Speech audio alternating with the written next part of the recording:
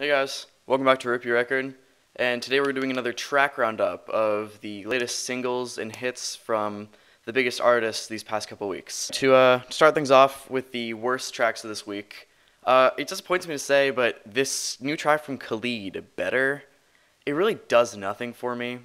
It's not, Khalid never sounds bad, he never sounds like whiny or anything, but the track just isn't like anything I'd listen to again. It's just so bad compared to everything else he's put out. I loved American Teen, and I've loved some of the singles he's put out since then, but this track just did absolutely nothing for me. Really disappointed by that. I really hope Khalid's next album is not like this, because I was really disappointed. Um, and actually, there's only two songs on the worst list this week, because I think these past couple weeks were pretty good for music, but I have to say, this new Lil Uzi song, New Paddock, it's so bad. I've never understood Lil Uzi or the hype around him. I don't know. He's just auto-tune crap. I'm not trying to rip on, well, I am trying to rip your record. Fucking idiot. But, I've never really understood the hype behind Lil Uzi. He sounds bad. I don't get what the deal is with him, but this new song is just one of his worst. Anyway, moving on to the decent tracks this week. We have Everybody Dies by Logic. Logic's in an interesting place right now because he's really been getting on my nerves with, like, ever since after Everybody, he's just been getting on my nerves. And I think last track roundup, I said that The Return was pretty good. This Everybody Dies has highlights and also has very low points on it. The refrain sounds like crap. Six, his producer, mixed it like shit. He sounds like he's talking over himself, and you can't understand what he's saying. It's, yeah, this is what you all been waiting for, ain't it? And it doesn't sound good. The last verse of the song's very decent. How he has one tone of voice for part of it, but then halfway through the verse it switches to another tone completely. I think that worked really well and boosted the track, but it's not great. It's not horrible. If the rest of his Young Sinatra 4 album sounds something like this, I don't want to think about that. I really hope he pulls through with Young Sinatra. Anyway, the next decent track is this Lil Pump Kanye West collaboration, which is blown up. It's like the #1 song in the country or in the world. I love it. Fucking walking around like Roblox characters in the music video.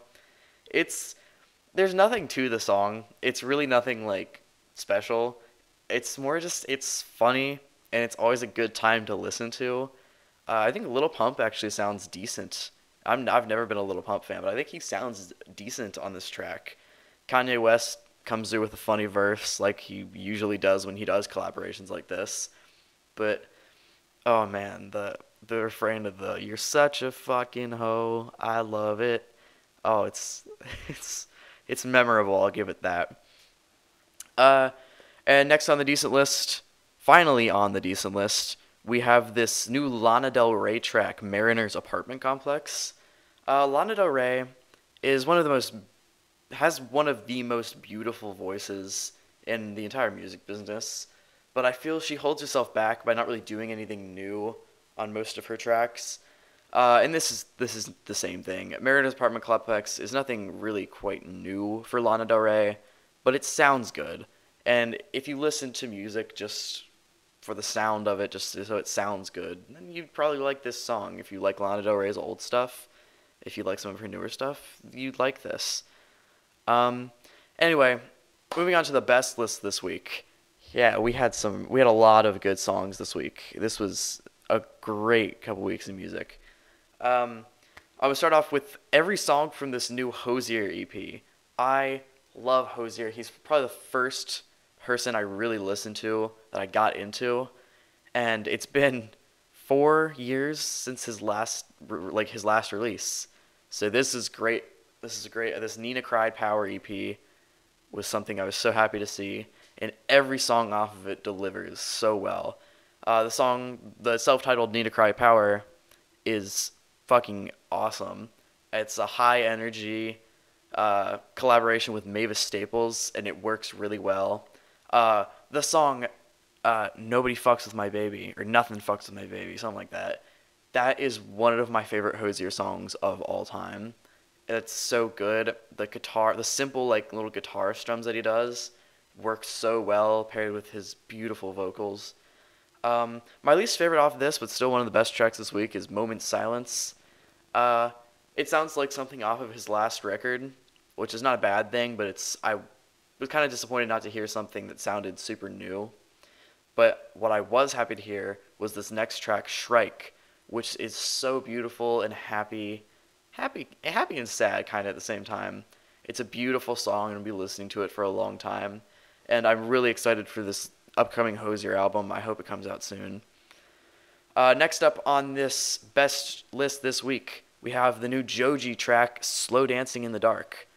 I've always liked Joji. I've never loved Joji until this song. This is his best song by a long shot. It's everything about it's beautiful. The instrumentation, the production, his vocals, everything sounds so well. He's not trying to he's not trying to outdo himself. He's just, it feels emotional. He feels like he's putting out something that he really worked hard on, and I'm glad to see him doing that. I was worried when, I don't remember his name, but I was worried when, he switched from the whole Filthy Frank moniker to doing Joji, but I think it's worked for him. And if he comes out with an album soon, which I think he is, I hope we get more stuff like this, because that'll be great. I loved it. Next up on this best list, we have Eminem's response to this Machine Gun Kelly diss track, with his diss track of his own, "Kill Shot." Eminem, who, I'm going to be doing a review on him soon. I know it's taking forever, but I'm just procrastinating a lot. "Kill Shot" is hilarious. It's brutal, and it's exactly what we want from Eminem. The lines on this are fucking hilarious. Eminem sounds great. The production's great. Machine Gun Kelly is trash. He's awful. Thank you, Eminem. Please do more of this, because your last album was kind of mediocre, to be honest with you. All right, next up on this best list this week, we have my fucking boy Jid with this 151 Rum. Oh my god, I love Jid so much. This song is so fucking upbeat. The background thing where he's like, ha! it's so good. If you haven't listened to Jid, please do. He's so good. He's so much better than "New Paddock on my wrist," all that shit. Please give this song a listen. And finally on this best list, one that I flipped around a bit on, but after thinking about it and after listening to it in the car and with some friends and stuff, it really hits home with me. This Lil Peep and XXXTentacion track, "Falling Down."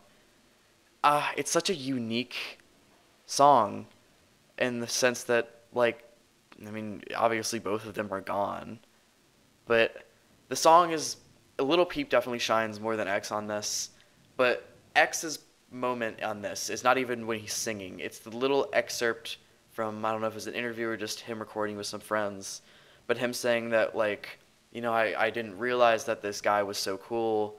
If I had known about his music sooner and how similar we were, I would have hit him up sooner. Man, after these past couple, months with Peep and X and now Mac Miller gone, man, it really does hit home. I think it's a good track as a send-off for Peep.